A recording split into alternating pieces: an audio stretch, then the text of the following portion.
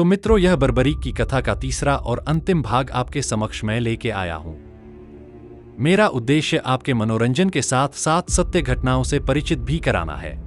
चूंकि सीरियल्स में तथ्यों को नमक मिर्च लगा के कमर्शियल पर्पस से पेश किया जाता है, इससे लोग सत्य से दूर काल्पनिक दुनिया में चले जाते हैं। आपको इसी कथा के उदाहरण से मैं सिद्ध कर दूंगा कि टीवी सीरियल्स बिल्कुल तथ्य नहीं दिखाते। उदाहरण, विजय सिद्धसेन ने बर्बरीक से कोई वचन नहीं लिया था, यह सत्य बात है। लेकिन टीवी सीरियल में दिखाया गया कि विजय सिद्धसेन ने बर्बरीक से यह वचन लिया कि तुम सदा कमजोर पक्ष से युद्ध करोगे। यह बिल्कुल झूठी बात है और मैं इसका खंडन करता हूं। दूसरा उदाहरण, कृष्ण भगवान ने बर्बरीक से कोई गुरु दक्षिणा नहीं मांगी, लेकिन टीवी सीरियल में दिखाया गया कि भगवान कृष्ण ने दक्षिणा मांगी कि बर्बरीक तुम मुझे अपना सिर दे दो। भगवान कृष्ण जब बर्बरीक के गुरु ही ना थे तो किस बात की गुरु दक्षिणा? ऐसे बहुत सारे झूठ आपको सीरियल्स के द्वारा परोसे जाते हैं और सच्चे सीधे लोग इनका शिकार होते हैं। दोस्तों, इतिहास जब गलत पढ़ेंगे तो फिर देश का निर्माण कैसे होगा? खैर, मैं आज की कथा शुरू करने जा रहा हूं। कथा से पहले मैं पूछता हूं, क्या आप बर्बरीक के पूर्व जन्म की कथा को जानते हैं? भगवान कृष्ण ने आखिर बर्बरीक को क्यों मारा? इसका क्या कारण था? कमेंट करें। कथा में प्रवेश करते हैं। सूत जी कहते हैं, तदंतर पांडवों के वनवास का वर्ष व्यतीत हो जाने पर जब उपप्लव्य नामक स्थान में सब राजा युद्ध के लिए एकत्र हो गए, तब महारथी पांडव भी युद्ध करने के लिए कुरुक्षेत्र में आकर स्थित हुए। दुर्योधन आदि कौरव भी वहां पहले से ही टिके हुए थे। राजा युधिष्ठिर ने अपने पक्ष के राजाओं के बीच भगवान श्री कृष्ण से कहा, देवकी नंदन। पितामह भीष्म ने रथियों और अतिथियों का वर्णन किया है। उसे सुनकर दुर्योधन ने अपने पक्ष के महारथियों से पूछा है कि कौन वीर कितने समय में सेना सहित पांडवों का वध कर सकता है। इसके उत्तर में पितामह भीष्म तथा कृपाचार्य ने हम सबको मारने की प्रतिज्ञा की है। द्रोणाचार्य ने 15 दिनों में, अश्वत्थामा ने 10 दिन में तथा कर्ण ने 6 दिन में सेना सहित पांडवों को मारने की घोषणा की है। अतः यही प्रश्न मैं अपने पक्ष के महारथियों के सामने रखता हूं, कौन कितने समय में सेना सहित कौरवों को मार सकता है? राजा युधिष्ठिर का यह वचन सुनकर अर्जुन बोले, महाराज, भीष्म आदि महारथियों ने जो प्रतिज्ञा या घोषणा की है वह सर्वथा असंगत है, क्योंकि विजय और पराजय में पहले से किया हुआ निश्चय झूठा होता है। मित्रों, मैं यहां अर्जुन के स्पिरिट से बिल्कुल सहमत हूं, क्योंकि बिना युद्ध लड़े कोई कैसे कह सकता है मैं इतने दिनों में युद्ध जीत लूंगा। यदि यह बात सच होती तो ना जाने आज कितने देश गुलाम होते। रसिया यूक्रेन का युद्ध 3 साल से भी अधिक समय से चल रहा है, आज भी उसका कोई परिणाम नहीं निकला। तो अर्जुन का कहना ठीक है कि युद्ध की जीत हार तो समय ही निश्चय करेगा। जैसे क्रिकेट मैच में हर मैच नया होता है और अंतिम गेंद से पहले हार जीत निश्चय नहीं होता, वैसे ही युद्ध भी बिना लड़े उसका परिणाम नहीं जाना जा सकता। कथा में वापस आते हैं। अर्जुन फिर कहते हैं, आपके पक्ष में भी जो वीर राजा हैं, वे युद्ध के लिए कमर कसकर रणभूमि में डटे हुए हैं। देखिए, ये नरश्रेष्ठ काल के समान दुर्धर्ष हैं। द्रुपद, विराट, कैकेय, सहदेव, सात्यकी, दुर्जय वीर चेकितान, धृष्टद्युम्न पुत्र सहित महापराक्रमी घटोत्कच, महाधनुर्धर भीमसेन आदि तथा कभी किसी से परास्त न होने वाले भगवान श्री कृष्ण, ये सब आपके पक्ष में हैं। मैं तो समझता हूं इनमें से एक एक वीर सारी कौरव सेना का संहार कर सकता है। इनके डर से कौरव इस प्रकार भागेंगे जैसे सिंह से डरे हुए मृग। बूढ़े भीष्म से, बूढ़े द्रोण और कृप से तथा अश्वत्थामा से अपने को क्या भय है? अथवा यदि चित्त की शांति के लिए आप जानना ही चाहते हैं तो मेरी बात सुनिए, मैं अकेला ही युद्ध में सेना सहित समस्त कौरवों को एक दिन में नष्ट कर सकता हूं। दोस्तों, जब हाकना ही है तो अर्जुन पीछे क्यों रहते? उन्होंने भी हाकना शुरू किया। मैं तो एक दिन में ही युद्ध समाप्त कर दूंगा। अर्जुन यही चाहते थे कि युधिष्ठिर महाराज का मनोबल दृढ़ हो। कथा में वापस आते हैं। अर्जुन की यह बात सुनकर घटोत्कच के पुत्र बर्बरीक ने हंसते हुए कहा, महात्मा अर्जुन ने जो प्रतिज्ञा की है वह मुझसे सही नहीं जाती, क्योंकि इनके द्वारा दूसरे वीरों पर महान आक्षेप हो रहा है। अतः अर्जुन और श्री कृष्ण सहित आप सब लोग चुपचाप खड़े रहें। मैं एक ही मुहूर्त में भीष्म आदि सबको यमलोक में पहुंचा दूंगा। मेरे भयंकर धनुष को, इन दोनों अक्षय तूणीरों को तथा भगवती सिद्धांबिका के दिए हुए इस खड्ग को भी आप लोग देखें। ऐसी दिव्य वस्तुएं मेरे पास हैं। तभी मैं इस प्रकार सबको जीतने की बात कहता हूं। बर्बरीक का यह वचन सुनकर सब क्षत्रिय बड़े विस्मय को प्राप्त हुए। अर्जुन ने भी आक्षेप करने के कारण लज्जित होकर श्री कृष्ण की ओर देखा। तब श्री कृष्ण ने कहा, पार्थ, घटोत्कच के इस पुत्र ने अपनी शक्ति के अनुरूप ही बात कही है। इसके विषय में बड़ी अद्भुत बातें सुनी जाती हैं। पूर्वकाल में इसने पाताल में जाकर अनेक दैत्यों, 9 करोड़ दैत्यों को क्षण भर में मार डाला था। तत्पश्चात यादवेंद्र श्री कृष्ण ने घटोत्कच के पुत्र बर्बरीक से कहा, वत्स, भीष्म, द्रोण, कृप, अश्वत्थामा, कर्ण और दुर्योधन आदि महारथियों के द्वारा सुरक्षित कौरवसेना को, जिस पर विजय पाना भी कठिन है, तुम इतना शीघ्र कैसे मार सकते हो? तुम्हारे पास ऐसा कौन सा उपाय है? समस्त प्राणियों के अधीश्वर भगवान वासुदेव के इस प्रकार पूछने पर बर्बरीक ने तुरंत ही धनुष चढ़ाया और उस पर बाण संधान किया। फिर उस बाण को उसने भस्म से भर दिया और कान तक खींचकर छोड़ा। उस बाण के मुख से जो भस्म उड़ा वह दोनों सेनाओं में सैनिकों के मर्मस्थलों पर गिरा। केवल कुछ पांडव और अश्वत्थामा के शरीर से उसका स्पर्श नहीं हुआ।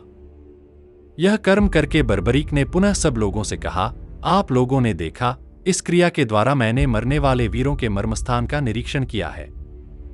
अब उन्हीं मर्मस्थानों में देवी के दिए हुए तीक्ष्ण और अमोघ बाण मारूंगा, जिनसे ये सभी योद्धा क्षण भर में मृत्यु को प्राप्त हो जाएंगे। आप सब लोगों को अपने अपने धर्म की सौगंध है, कदापि शस्त्र ग्रहण न करें। मैं 2 ही घड़ी में इन सब शत्रुओं को तीखे बाणों से मार गिराऊंगा। यह सुनकर युधिष्ठिर के चित्त में बड़ा विस्मय हुआ। वे सब लोग बर्बरीक को साधुवाद देने लगे, जिससे महान कोलाहल छा गया। बर्बरीक ने जैसे ही उपर्युक्त बात कही, श्री कृष्ण ने क्रोध से बर्बरीक का मस्तक काट दिया। यह देख सबको बड़ा आश्चर्य हुआ। सब एक दूसरे से कहने लगे, अहो, यह क्या हुआ? घटोत्कच का पुत्र कैसे मारा गया? पांडव भी अन्य सब राजाओं के साथ आंसू बहाने लगे। घटोत्कच तो हाँ पुत्र कहता हुआ शोक से मूर्छित होकर गिर पड़ा। तो मित्रों, टीवी सीरियल में क्या दिखाया है? बर्बरीक ने अपना सिर खुद काट दिया, जो कि बिल्कुल झूठा और बकवास है। सच क्या है? भगवान कृष्ण ने उसका सिर काट दिया। आखिर भगवान धर्म की रक्षा के लिए अवतार लेते हैं, फिर उन्होंने ऐसा क्यों किया? दोस्तों, तो मैं आपको बताता हूं, भगवान ने ऐसा 2 कारणों से किया। पहला तो बर्बरीक के पूर्व जन्म से जुड़ी हुई बात है, वह कहानी में आगे आप जान जाएंगे। मैं आपको दूसरा बड़ा कारण बता रहा हूं। भगवान ने बर्बरीक को इसलिए मार दिया क्योंकि बर्बरीक के पास युद्ध कौशल नहीं था, वह दिव्य शक्ति से सबको मारना चाहता था। फिर भीष्म, द्रोण, अर्जुन, भीम, इनकी वीरता का क्या होता? भगवान ने देखा इस अबोध बालक के हाथ दिव्य शक्ति लग गई है और यह इसका गलत प्रयोग करना चाहता है, इसलिए भगवान ने उसे तुरंत अपने चक्र से काट दिया। मुझे तो भगवान के हर न्याय पर विश्वास है, वो कभी भी किसी के साथ गलत नहीं करते। आपको क्या लगता है? कमेंट कीजिए। कथा में वापस आते हैं और बर्बरीक के पूर्व जन्म की कथा को जानने का प्रयास करते हैं। इसी समय कुछ देवियां वहां आ पहुंची। एक देवी ने घटोत्कच को सांत्वना देकर उच्च स्वर से कहा, सब राजा सुने। विदितात्मा भगवान श्री कृष्ण ने महाबली बर्बरीक का वध किस कारण से किया है, वह मैं बतलाती हूं। पूर्वकाल की बात है, मेरु पर्वत के शिखर पर सब देवता एकत्र हुए थे। उस समय भार से पीड़ित हुई यह पृथ्वी वहां गई और सब देवताओं से बोली, आप लोग मेरा भार उतारें। तब ब्रह्मा जी ने भगवान विष्णु से कहा, भगवान, आप मेरी प्रार्थना सुने, आप ही पृथ्वी का भार उतारें, इस कार्य में देवता आपका अनुसरण करेंगे। तब भगवान विष्णु ने कहा और ब्रह्मा जी की प्रार्थना स्वीकार कर ली। इसी समय सूर्यवर्चा नामक यक्षराज ने अपनी भुजा ऊपर उठाकर कहा, आप लोग मेरे रहते हुए मनुष्यलोक में क्यों जन्म धारण करते हैं? मैं अकेला ही अवतार लेकर पृथ्वी के भारभूत सब दैत्यों का संहार करूंगा। सूर्यवर्चा के ऐसा कहने पर ब्रह्मा जी कुपित होकर बोले, दुर्मते, पृथ्वी का यह महान भार समस्त देवताओं के लिए भी दुस्सह है, उसे तू मोहवश केवल अपने ही द्वारा साध्य बतलाता है। मूर्ख, पृथ्वी का भार उतारते समय जब युद्ध का आरंभ होगा, उस समय श्री कृष्ण के हाथ से तेरे शरीर का नाश होगा, इसमें संशय नहीं है। ब्रह्मा जी के द्वारा ऐसा शाप प्राप्त होने पर सूर्यवर्चा ने भगवान विष्णु से यह याचना की, भगवान, यदि इस प्रकार मेरे शरीर का नाश होने वाला है तो मैं एक प्रार्थना करता हूं, जन्म से ही मुझे ऐसी बुद्धि दीजिए जो सब अर्थों को सिद्ध करने वाली हो। यह सुनकर भगवान विष्णु ने देवसभा में कहा, ऐसा ही होगा। देवियां तुम्हारे मस्तक की पूजा करेंगी, तुम पूज्य हो जाओगे। भगवान के ऐसा कहने पर सूर्यवर्चा तथा आप सब देवता भी इस पृथ्वी पर अवतीर्ण हुए। सूर्यवर्चा ही यह घटोत्कच का पुत्र था जो मारा गया है। अतः समस्त राजाओं को श्री कृष्ण में दोष नहीं देखना चाहिए। तो देखा मित्रों, भगवान ब्रह्मा के वचन से बंधे थे, इसलिए भी उन्हें बर्बरीक को मारना पड़ा।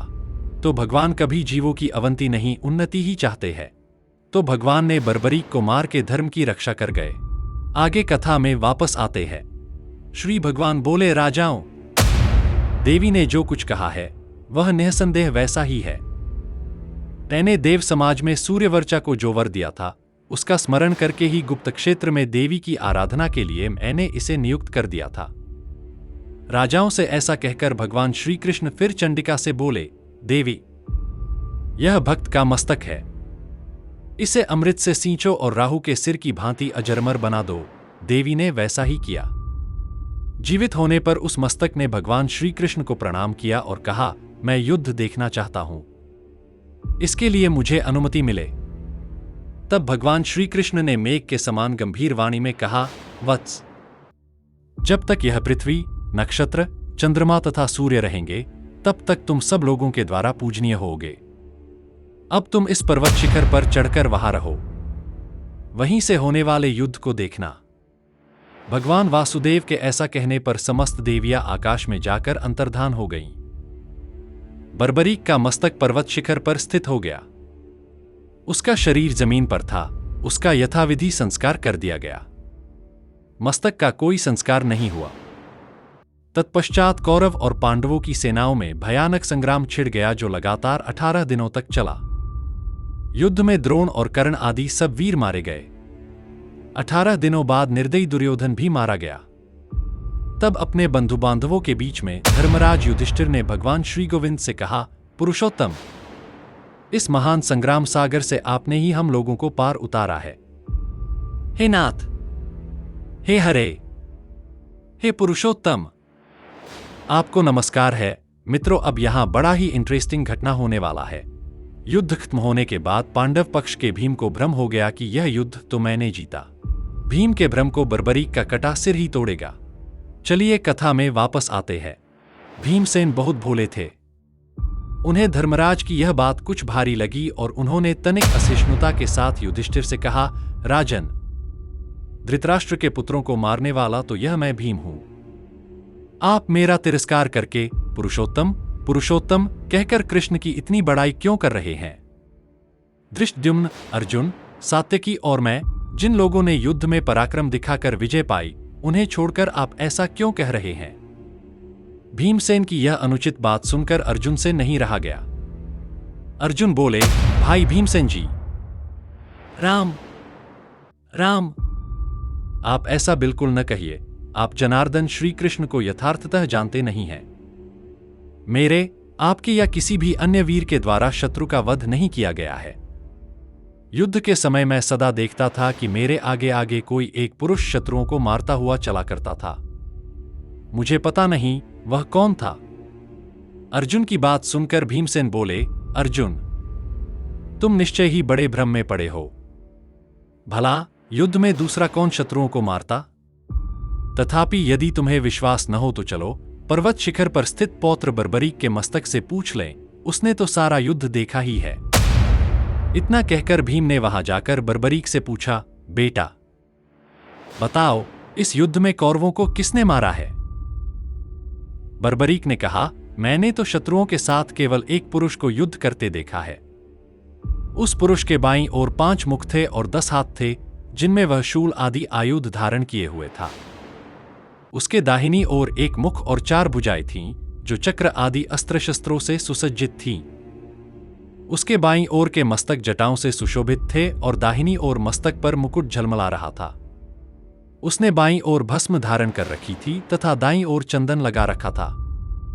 बाईं ओर चंद्रकला शोभा पा रही थी और दाईं ओर कौस्तुभमणि की छटा छा रही थी। उस पुरुष के अतिरिक्त कौरववाहिनी का विनाश करने वाले किसी अन्य पुरुष को मैंने नहीं देखा। बर्बरीक के ऐसा कहते ही आकाशमंडल उद्भासित हो उठा। उससे पुष्प वृष्टि होने लगी। देवताओं की दुंदुभियां बज उठीं और साधु साधु की ध्वनि से आकाश भर गया। इससे भीमसेन लज्जित होकर लंबी सांस लेने लगे। तदंतर भीमसेन ने तन, मन, वचन से भगवान श्री कृष्ण को प्रणाम करके कहा, केशव, मैंने जन्म से लेकर अब तक जितने भी अपराध किए हैं उन सबके लिए तुम मुझे क्षमा करो। हे पुरुषोत्तम, हे नाथ, मैं मूर्ख हूं, तुम मेरे प्रति प्रसन्न हो। भगवान ने हंसकर कहा, अच्छी बात है, सब क्षमा किए तो देखा मित्रों, भगवान ने भीम को क्षमा कर दिया। वास्तव में युद्ध तो भगवान की शक्ति से लड़ा गया। भगवान ना होते तो भीष्म और द्रोण को कौन मार सकता था। महासागर जैसे कौरव सेना को अर्जुन भगवान का हाथ पकड़ के पार हो गए। भगवान की शरणागति हो तो असंभव भी संभव होता है। महाभारत इसका सबसे सटीक उदाहरण है। हम जैसे जीव इस संसार रूपी सागर में गिरे हुए हैं, भगवान की शरणागति ले तो हम सभी अर्जुन की तरह इस दुस्तर अपार संसार समुद्र को पार कर सकते हैं। कथा में वापस आते हैं। तदंतर भीम को साथ लेकर भगवान श्री कृष्ण ने बर्बरीक के समीप जाकर कहा, तुमको इस क्षेत्र का त्याग नहीं करना चाहिए। हम लोगों से जो अपराध हो गए हों उन्हें क्षमा करना। भगवान के ऐसा कहने पर बर्बरीक ने उन्हें प्रणाम किया और प्रसन्नतापूर्वक वह अपने अभीष्ट स्थान को चला गया। भगवान वासुदेव भी अवतार संबंधी सब कार्य पूर्ण करके परमधाम को पधारे। ब्राह्मणों, इस प्रकार मैंने तुम्हें बर्बरीक के जन्म का वृत्तांत बतलाया है। इस प्रकार परम पवित्र महिसागर संगम का वर्णन किया गया। जो इसका श्रवण अथवा पाठ करता है वह सब पापों से मुक्त हो जाता है। तो मित्रों, यदि आपको कथा अच्छी लगी तो शेयर करें। जय हिंद, जय भारत, जय सनातन, जय श्री राम।